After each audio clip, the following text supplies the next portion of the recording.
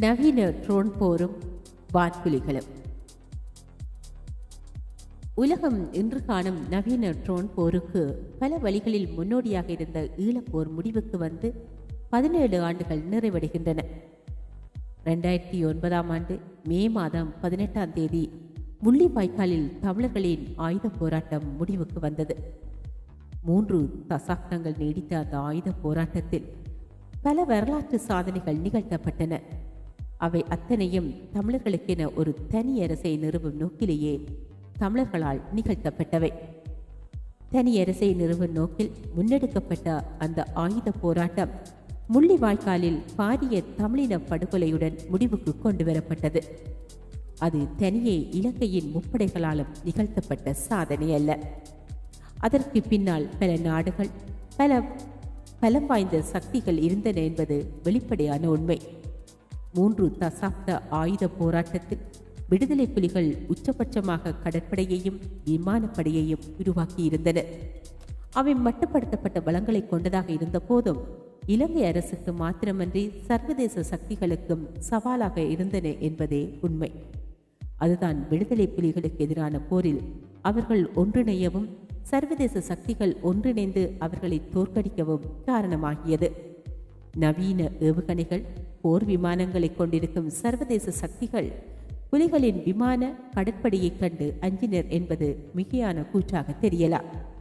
ஆனால் இன்றைய நவீன ட்ரோன் போருக்கு புலிகளே முன்னோடியாக இருந்தனர் என இலங்கை விமானப்படையின் முன்னாள் தளபதியே ஒப்புக்கொண்டுள்ளதை வைத்து நோக்கும்போது அந்த அச்சுறுத்தலை யாரும் சாதாரணமாக எடை போட மாட்டார்கள்.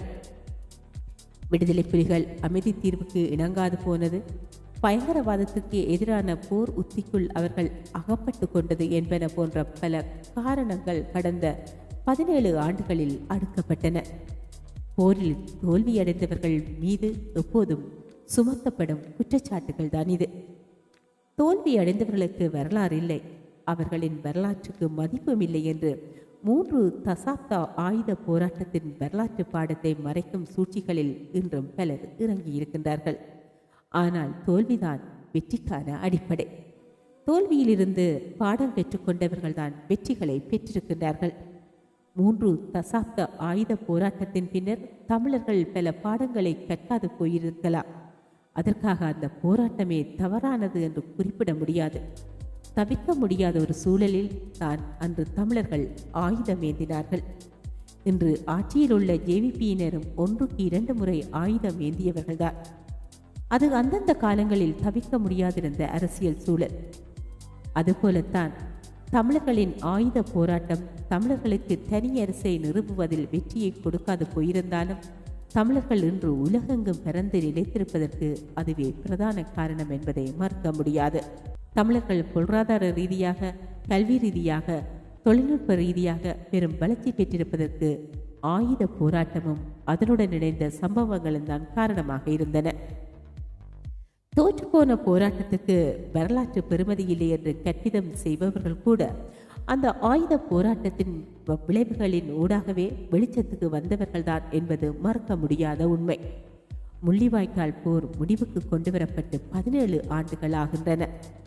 இன்னமும் பலரால் இந்த போர் ஏன் ஈவிரக்கமற்ற ஒன்றாக முன்னெடுக்கப்பட்டது என்பதற்கான அடிப்படைகளை புரிந்து கொள்ள முடியவில்லை. அண்மையில் ஆங்கில ஊடகம் ஒன்றில் இலங்கை விமானப்படையின் முன்னாள் தளபதி air chief marshal Gagan Bulathsinhala ஒரு கட்டுரையை எழுதியிருந்தார். இன்று உலகம் எதிர்கொள்ளும் நவீன ட்ரோன் போர் முறை பற்றிய ஆய்வு அது.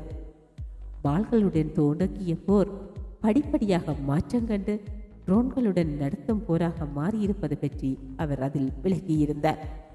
வான்வெளி போரில் அதிகம் அறியப்படாத ஆனால் மூலோபாய முக்கியத்துவம் வாய்ந்த ஒரு பரிணாம வளர்ச்சியை இலங்கை கண்டது. வான்பலம் இனி தேசிய அரசுகளின் தனித்துவமான களமாக இல்லை என்ற கருத்துக்கு வான்புலிகள் ஒரு புதிய மற்றும் எதிர்பாராத பரிமாணத்தை அறிமுகப்படுத்தினர். குறைந்த உயரத்தில் செயற்படுவதற்கு ஏற்றவாறு மாற்றியமைக்கப்பட்ட இலகுரக விமானங்களை பயன்படுத்தி அரசு சாரா அமைப்புகளால் கூட வான்வெளியில் ஊடுருவி திடீர் தாக்குதல்களை நடத்தி ஒரு மரபுசார் இராணுவத்தின் மீது உளவியல் மற்றும் பொருளாதார அழுத்தத்தை ஏற்படுத்த முடியும் என்பதை அவர்கள் நிரூபித்தனர். பெரும்பாலும் இரவில் தாழ்வாக பறந்து சார்ட்டரின் வரம்புகளை சாதகமாக பயன்படுத்தி விடுதலை புலிகள் குறைந்த அடையாள வான்வழி போரின் ஒரு ஆரம்ப வடிவத்தை அறிமுகப்படுத்தினர். இது அரசு சாரா அமைப்புகளால் கூட வான்வெளியை கைப்பற்ற முடியும் என்ற ஒரு சக்தி வாய்ந்த பாடமாக அமைந்தது. மிக முக்கியமாக இது வான்வெளி போரின் செலவு சமச்சீரின்மையை அறிமுகப்படுத்தியது. மலிவான தாக்குதல் கருவிகள் தாக்குபவர்களுக்கு தங்கள் ஆரம்ப திறனுக்காக செலவிடுவதை விட தற்காப்பவர்களை எதிர் நடவடிக்கைகளுக்காக மிக அதிகமாக செலவிடச் செய்யும் நிலையை ஏற்படுத்தியது.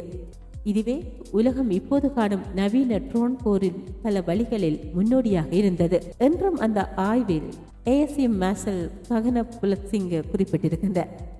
குறைந்த விலைகளை கொண்ட விமானங்கள் அல்லது பறக்கும் கருவிகளை கொண்டு ஒரு நாட்டின் வான்பரப்பை கட்டுப்படுத்த முடியும் என்பதை நிரூபித்த முதல் அரசு சார அமைப்பு என்று அவர் விடுதலை புலிகளை விவரித்திருக்கின்றார்.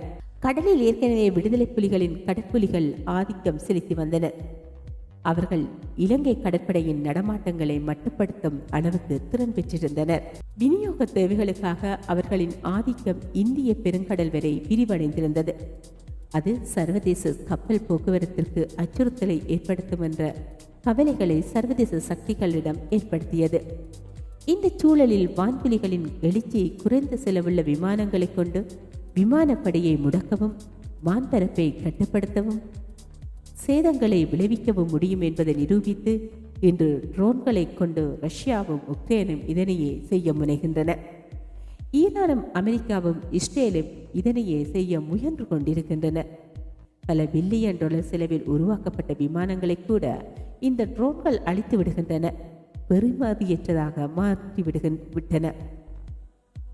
சில $1000 பெறுமதியான ட்ரோன்களை அளிப்பதற்கு பல மில்லியன் டாலர் பெறுமதியான எதிர்ப்பு ஏவுகணை தொகுதிகளை இயக்க வேண்டிய நிலைக்கு போர்முறை மாறியிருக்கின்றது. ஈரானின் விமானப்படை பலவீனமானதாக கருதப்பட்டது.